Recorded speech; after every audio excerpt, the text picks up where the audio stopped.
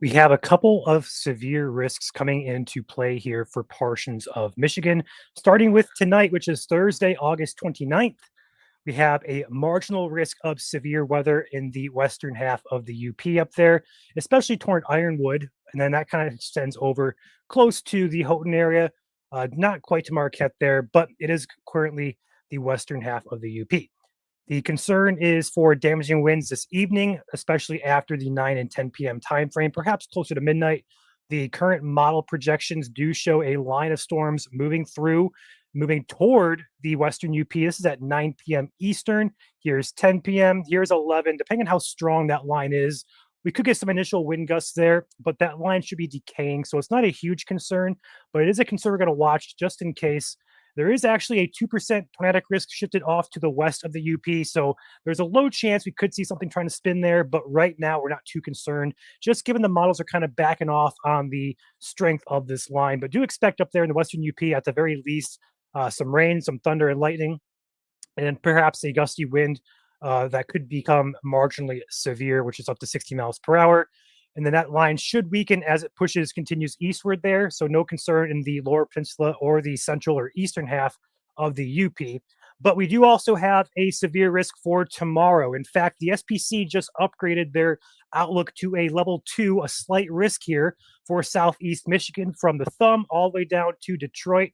It's going to be a yellow highlighted area there. But if you are dark green as well, that's also a level 1 severe risk. So a pretty good chunk of Michigan at play here for perhaps some severe weather. The hazard that we're concerned most about is damaging winds, especially there in that yellow area. But any storm that pops up in that brownish color there would have potential for damaging wind as well. It's just a little bit higher of a threat with storm coverage expected to be higher in that southeast Michigan zone. Large hail, a 5% risk statewide, not statewide, but risk area wide there. So it's not a 15 where you had that slight there. It's only a 5%. So it's a low end risk for hail, but still a storm could produce a couple of large hailstones. Not going to be ruling that out.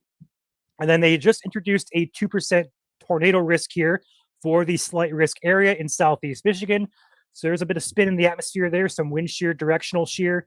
We're going to keep an eye on that, watch it closely. Main time frame tomorrow, diving in back to the model.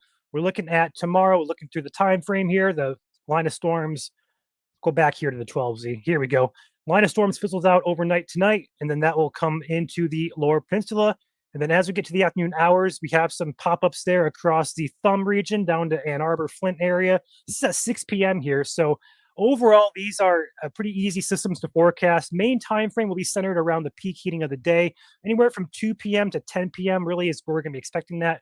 Perhaps greater coverage centered around that dinner time frame.